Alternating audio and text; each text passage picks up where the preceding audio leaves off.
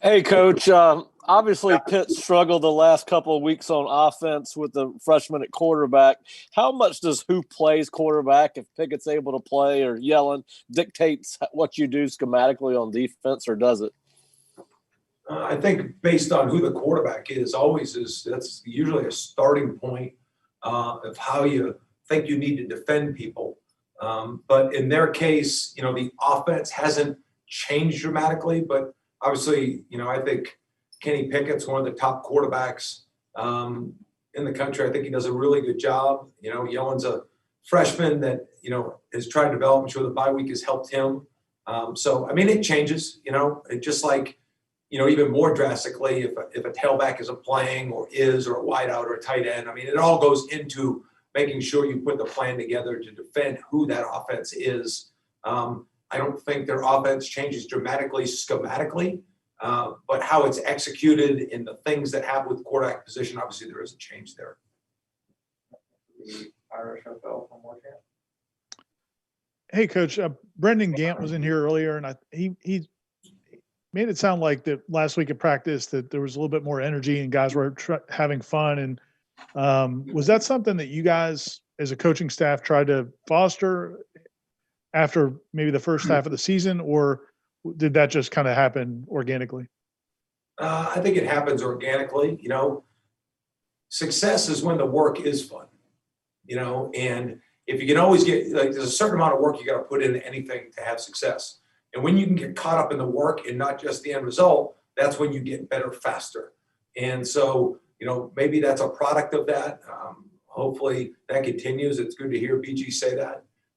But I think you really hit the success mark when they show up to work, whatever the profession here, football, you show up to work and you're engaged on what you got to do from a practice standpoint because it's going to help you improve. And regardless of the result, you're still caught up in that. And when you could smile on the face of that work, you're making strides because getting better is part of what your process is. And I think that's the end aim with all of us.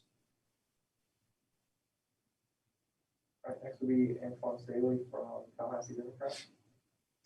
Hey, Coach, your defense on average has given up 208 yards per game rushing. What do you attribute to that, and how can you get it corrected? Yeah, I mean, it's obviously not something we're proud of, Antoine. And, in order to stop the run, sometimes guys make plays and they're not in the right place, and you say great play and you're trying to correct it. Sometimes guys are right in the right fit and miss a tackle, whatever that is. So I wish it was like, hey, when we're in this coverage, this is what the issue was. We just won't play that coverage anymore. Or when we bring this blitz, it's not going to work anymore, so we're going to just take that out.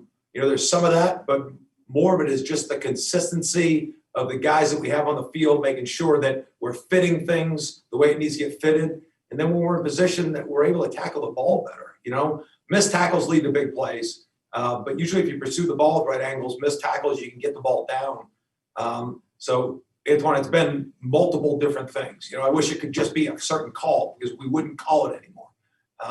But the consistency or the lack thereof of the fits within playing it, and some of the missed tackles, are really things that are just things that create missed gaps or missed tackles in the run game. And you play a good back and a 5-yard run goes for 50, that's going to kill how you play defense. And, that's happened a lot. I mean, there's been some plays that we feel really good about. There's some plays we've absolutely either cut a gap, missed free, missed a tackle, you name it. There's a lot of things that go in, Antoine, but run defense is team defense. And when you're not playing good run defense, it's an absolute reflection on how that group is playing together. And that's my job to make sure that wall gets built in a better way. And then when they're in position, make sure I put the right guys on the field that make the play so they can develop some confidence in doing it more. Next will be Aslan Hazanadi from Warchant. Hey, Coach. Kenny said that offensively, he didn't install one single new play. For them, it was just kind of focusing on what they know they can do right now well and getting better at it. I mean, defensively, how did you guys try to utilize the off week? What was kind of the overarching theme, do you think, to your players?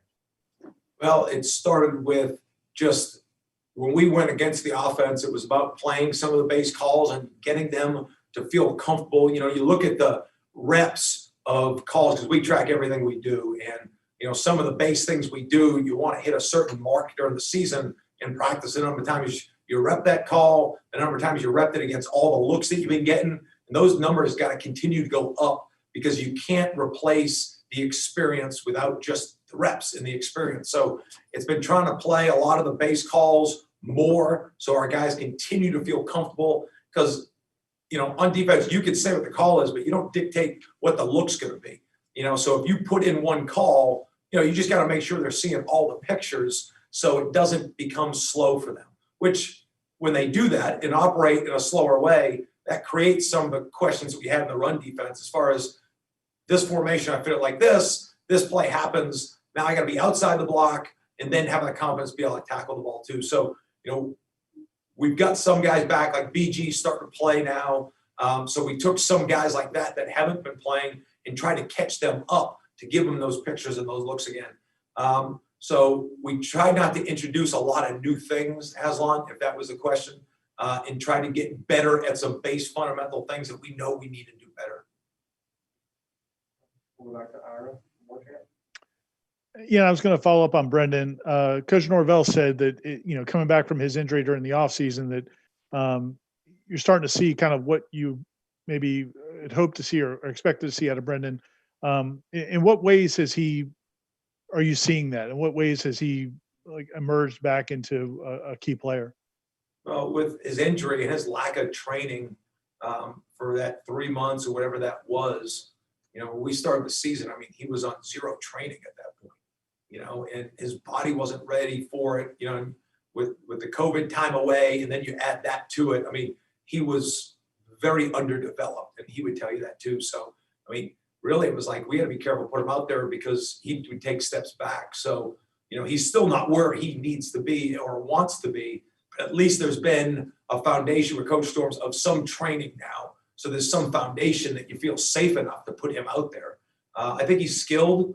I think he brings a level of physicality, but we need to build that foundation of just his physical development so that when he was playing, it actually mattered how he played because there could be some sort of result. So, he's played a little bit.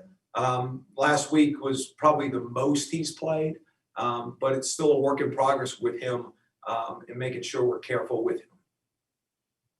The Kurt Weiler from the Tallahassee.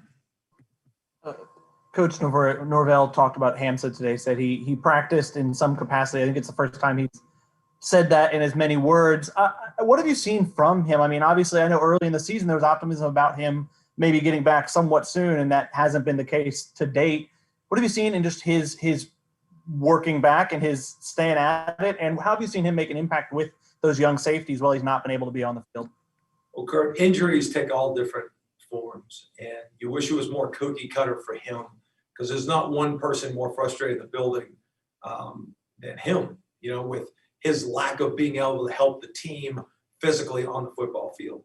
And I'm going to tell you guys from personal experience, he's doing everything he can right now to physically get ready.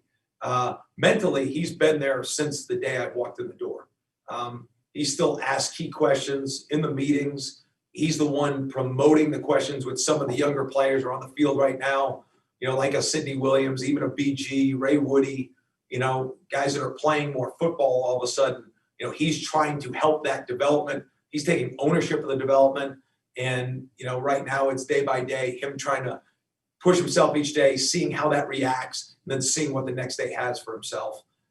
But he's very much a team player throughout this, even though what he's going through is very individualized with his rehab and his trying to get back on time. All right, we're going to go 2 more.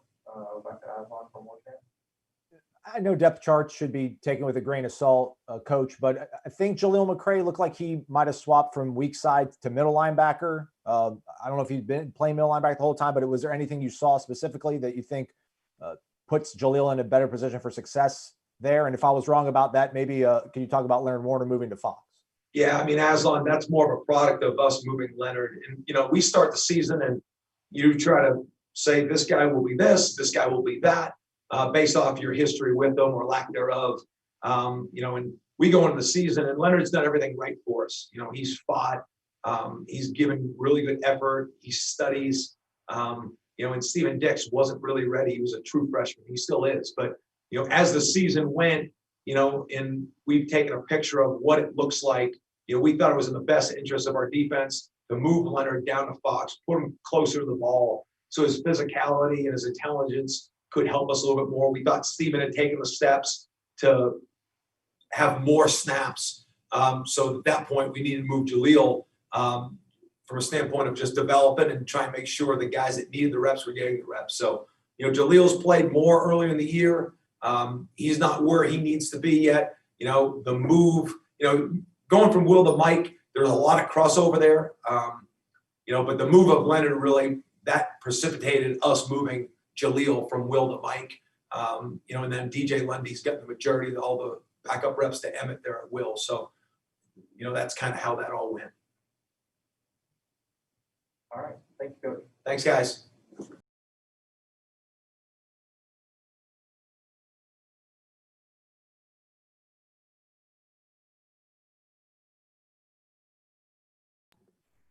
That's going to wrap us up for the week. If you need anything before Saturday, please let us know.